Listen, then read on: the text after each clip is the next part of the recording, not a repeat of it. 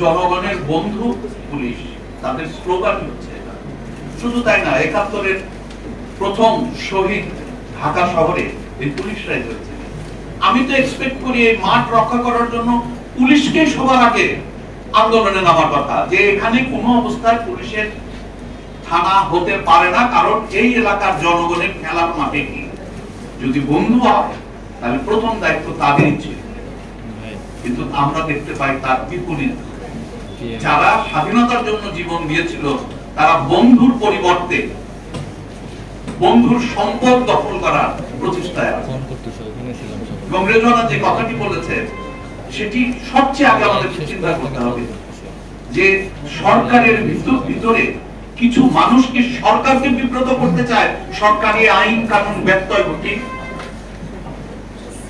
যেখানে প্রতিনিয়ত বলা হচ্ছে সরকার একটা আইন পাস করেছে উন্মুক্ত জলাশয় এবং খেলার মাঠ সংরক্ষণ আইন, এটাকে পরিবর্তন করা যাবে না। এই মাঠটি ৫০ বছর ধরে এই এলাকাবাসীর খেলার মাঠ, নামাজের জায়গা, ঘোরার জায়গা, এই জায়গাটিকে কিভাবে ধরে নিলাম ডিসি সাহেব এটা পুলিশকে দিয়েছে, পুলিশেরই তো প্রথম দায়িত্ব ছিল জনগণের বন্ধু হিসাবে এই মাঠটি নেওয়া যাবে না বলে তাদের প্রতিবাদ করা। তারা এই কাজটি কেন করে নাই? আমি তাদেরকে অনুরোধ করব, যদি আপনারা বলেন যে জনগণের বন্ধু এই স্লোগানটি থাকবে, তাহলে আপনারাও আজকে বিকালে আমাদের সাথে দাঁড়িয়ে বলবেন যে এখানে থানা করা যাবে না। যদি এখানে থানা হয়, এই জিনিসটি আপনাদেরকে খেয়াল রাখতে হবে। আগামী শত সহস্র বছর আঙ্গুল দিয়ে ওই এলাকাবাসী দেখাবে জনগণের শত্রুর ভবন এটি, জনগণের বন্ধুর ভবন নয়। আমরা কি পুলিশকে জনগণের শত্রু বানাতে চাই? সব পুলিশ কিন্তু খারাপ নয়, কারণ স্বাধীনতা সংগ্রামে তারাই জীবন দিয়েছিল।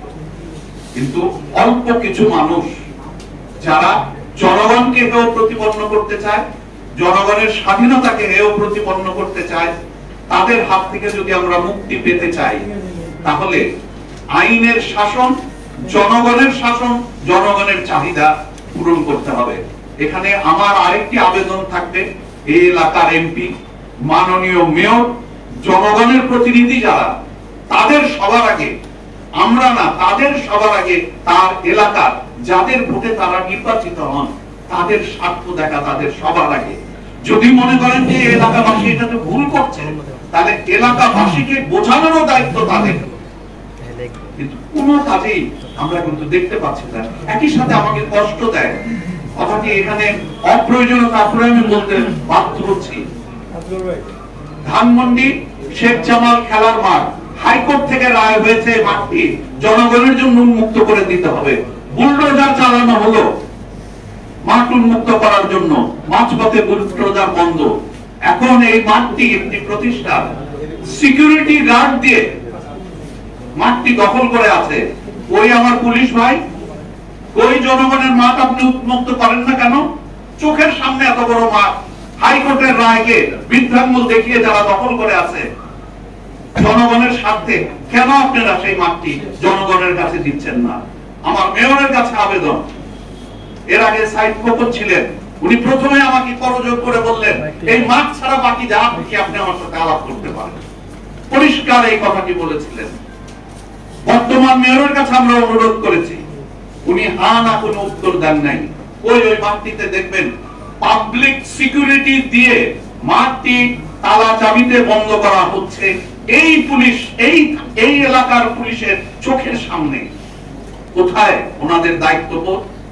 এই ছোট্ট মাঠটি ছোট্ট সন্তানদেরকে খেলার মাঠ হিসাবে খেলতে দেওয়ার জন্য আমি বলবো জনগণের বন্ধু যদি আপনার স্লোগান, তবে অবশ্যই আপনাদেরকে এই আন্দোলনের শরীক হতে হবে যাতে এখানে থানাটি না হয়। ধন্যবাদ।